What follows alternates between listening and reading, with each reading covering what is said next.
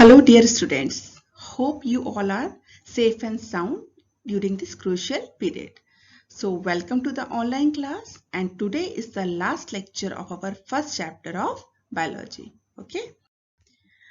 So in the previous lectures we have studied different cell organelles. Okay, now just like Golgi apparatus, lysosomes, endoplasmic reticulum, etc. Now we are going to study the remaining cell organelles along with the cell division. Okay, so starting with the mitochondria, it is one of the most important organelle of the cell. It is also known as powerhouse of the cell. So as the word indicates, powerhouse, the name given to mitochondria powerhouse is because of the reason that it generates and also stores ATP. So what is ATP? The full form adenosine triphosphate. So this ATP is the energy currency of the cell. So these molecules are utilized by the cell whenever there is a function or a process to be done. Okay. So this is the molecule which provide energy to the cells, and since ATP are produced by mitochondria, it is known as the powerhouse of the cell. Now coming to the structure, as you can see in the figure, that it is a double membrane structure. Outer membrane is porous. There are so many pores in the outer membrane, and the inner membrane, you can see very deep folds in the inner membrane. The deeply folded structure or the folds in the inner membrane, they are known as cristae, and these uh, high folds are due to increase the surface area of the inner membrane. And since our body needs or the cell needs large amount of ATPs to be produced, the large area of the inner membrane enables the mitochondria or provides the mitochondria large surface for the production of large number of ATPs. So these folds of the inner membrane are known as cristae. Okay, and very important characteristic of mitochondria and chloroplast. Chloroplast, as we know, is only found in the plant cell, and one of the important characteristics of this plastids and mitochondria is that they are semi-autonomous organelle.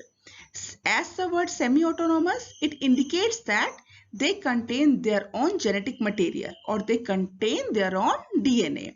Hence, the mitochondria and the plastids, they can synthesize some of their important proteins. Okay, so a part of the proteins can be synthesized by plastids or mitochondria because they contain some amount of DNA. Okay, now the next very important structure is plastid, and we know plastids are only present in the plant cells. Okay, and one of the most important plastids is chloroplast. It contains chlorophyll, and we know that chlorophyll is very essential for the process of photosynthesis. And since the plants are only doing photosynthesis, the chloroplast or the plastids are only and only found in the plant cells. So when we are studying about the types of plastids, generally there are three types. Okay, first one is chloroplast. They are generally containing chlorophyll, and hence they are of green color, and the function is to manufacture food by the process of photosynthesis. Second one, the plastids other than green, or you have seen the plants with different colors such as this orange or red, somewhat like that. So these plastids which contain different colors other than green are known as chromoplast. Okay, and finally leucoplast, they are colorless plastids. They are not having any color, and their main function of leucoplast are to store starch, oil and protein granules. Here the structure, you can see the structure of chloroplast, and you can see different type of this structures are stored in a stack one above the other. The single one is known as thylakoid, and complete structure or the stack of thylakoid is known as granum. Okay, so one single structure is known as thylakoid, and when the thylakoids are arranged one over the other, they are known as granum.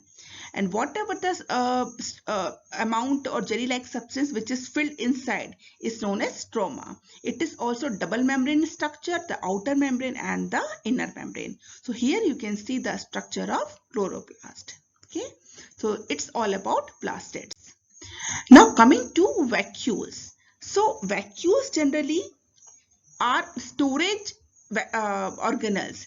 They store large amount of solid or liquid contents. They are acting as a storage bag inside the cell.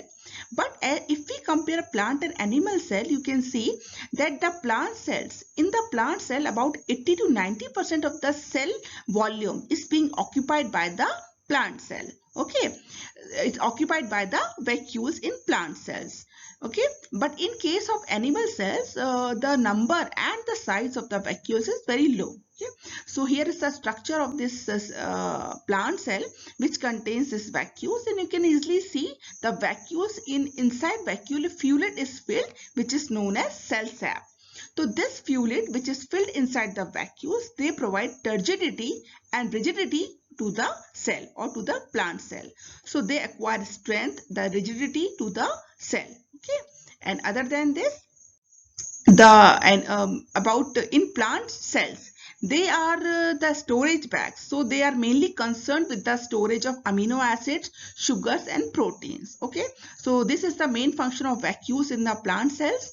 And in unicellular organisms such as amoeba, the vacuoles are also storing the food.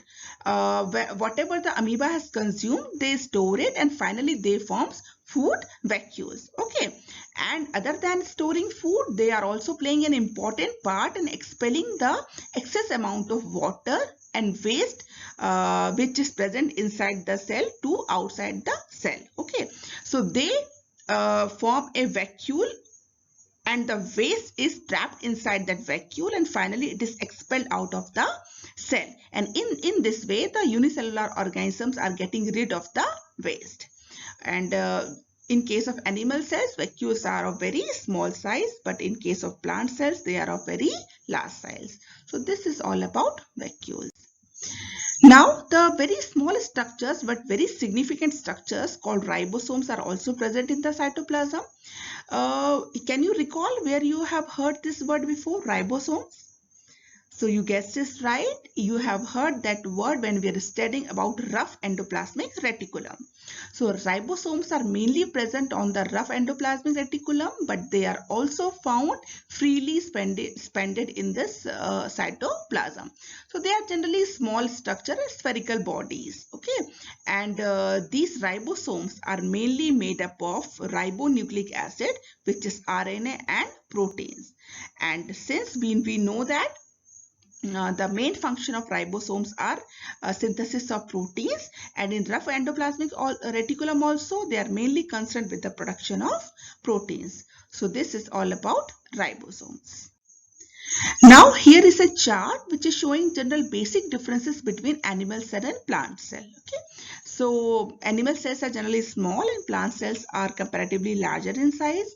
Cell walls and plastids are absent in animal cell, but both are present in case of plant cell. The cell wall is made up of cellulose. Okay, but in case of animal cells, the euglena, it's a protozoa which you will be studying afterwards in the next chapter. The euglena contains this plastids. Okay, and it contains chloroplast, and it perform this photosynthesis. Okay, in case of any animal cells, the vacuoles are small and temporary, but in case of plant cells, they are permanent and large size. A large amount of cell sap is filled inside them. And one more structure which are known as centrosome or centrioles, they are present in animal cells but they are absent in plant cells. Okay, so this centrosome or centrioles, they are mainly active during the process of cell division. So what is cell division? We will be studying after this. Okay, so now cell division, as the name indicates, the division of a cell. When a cell becomes perfectly mature, okay, so when it becomes mature, it divides or it enters the phase of the cell cycle in which the old pre-existing cells divides to form new cells. This process is known as cell division. Okay, so cell division is a part of cell cycle when an old pre-existing cell divides to form new daughter cells. The dividing cell, the cell which is dividing, is known as mother cell, and the new cells which are formed are known as daughter cells. Okay, so this is cell division. And coming to the types of cell division, they are mainly of two types: mitosis and meiosis. Both are of very significant in the human body and as well as the bodies of all the living structures. So first one, when we are studying about mitosis, in mitosis, so in all the body cells or all the somatic cells of the body, somatic means non-reproductive cells. So all cells of the body except reproductive cells or except the cells which are present in the reproductive organs, this mitosis is responsible for the division of cells. Okay, so during mitosis, what happens? Whatever the material, whatever the organelles, the cytoplasm, the protoplasm, DNA, chromosomes, whatever the material which is present or the contents of the cell duplicate it. Okay, so it just makes a copy of each and every content of the cell, including the chromosomes. And after some time, the cytoplasm splits into two, dividing all the contents equally to the two daughter cells and results in the formation of two identical daughter cells. Okay, in which the number of chromosomes are equal to the mother cell. For example, if the number of chromosomes is 23 in one cell, then other one is also having 23, or it are having 46 in mother cell, then they are also having 46. Okay, so number of chromosomes is exactly equal to the mother cells. In human body, a somatic cell, the number of chromosomes is 46. Okay, so in the daughter cells also the number of chromosomes is 46. Okay, so next here you can see in mitosis the parent cells. First of all, the parent cell or the mother cell, whenever the cell division starts, the DNA or the chromosome, it replicates. It makes the same replica of the chromosome, and these chromosome of genetic material is divided into two daughter cells. So this is simple mitosis. Now we are going to study about meiosis. So first of all, coming to this significance or importance of mitosis. In this mitosis, after the formation of daughter cells, again these daughter cells grows, they become mature, and finally they also become mature and start dividing and giving rise to new daughter cells. And in this way, the cells divide and the growth of the body takes place. Okay, so they are mainly responsible for the growth and repairment of the somatic cells and tissues. Now coming to the importance of mitosis, it is important for the growth and development of our bodies. For example, if our body cells are not dividing at all, how the body will grow? So for the growth and development, it is necessary that the cell must divide and continuously they must produce new daughter cells. Okay, so mitosis produces new cells, and along with the production of new cells, they replaces the cells which are old, which are dead, and which are damaged. Okay, so they are also helping in the repairment of the tissues in our body. So now coming to meiosis, it is a very important process which is taking place in the reproductive cells of the body. So we have seen mitosis is taking place in the non-reproductive organs or cells, and meiosis is taking place in the reproductive organs. So here we have seen in mitosis the number of chromosomes are identical or remain same. The number of chromosomes remains same both in daughter cells and in mother cell. But in case of meiosis, the number of chromosomes or the genetic materials become half the original amount which is present in the mother cell. Okay, so here what happens? The single cell, it divides twice so that it produces 4 cells which contains half the original amount of the genetic material. First of all, the mother cell doubles the genetic material and all the contents, and again it divides into two. These cells are having the original amount of or the double amount of genetic material from the mother cell. Okay, and this cell again divides into two, and finally the one cell results in the four cells having half number of chromosomes. Okay, it takes place in the cells of reproductive organs or sex cells. So in males, sperm is the sex cell, and in females, the eggs or the ovum is the sex cell. Okay, so the four daughter cells which is produced during meiosis contains half the number of chromosomes as compared to the mother cells. So coming to the functions of meiosis, the first one is it makes the DNA content half. Okay, so why, according to you, what must be the probable reason for making the DNA content half? Okay. So the reason is that in the sex cells, the DNA content becomes half, and during fertilization, a sperm and the ovum fuse together to form zygote, and the zygote is having the same number of chromosomes as of the mother. So if the genetic material is not half in the sex cells, what will happen? The chromosomes or the genetic material will go on doubling after each generation. Okay, so to make sure that the number of chromosomes remain constant in human beings or in the coming generations, the chromosomes of the sex cells becomes half by the process of this meiosis. And during meiosis, what happens?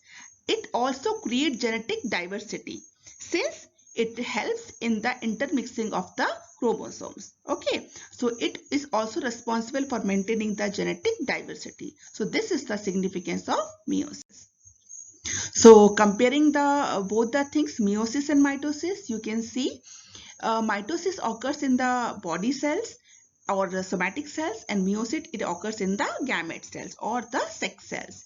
In mitosis, the cell undergoes division only once, but in meiosis it undergoes division twice.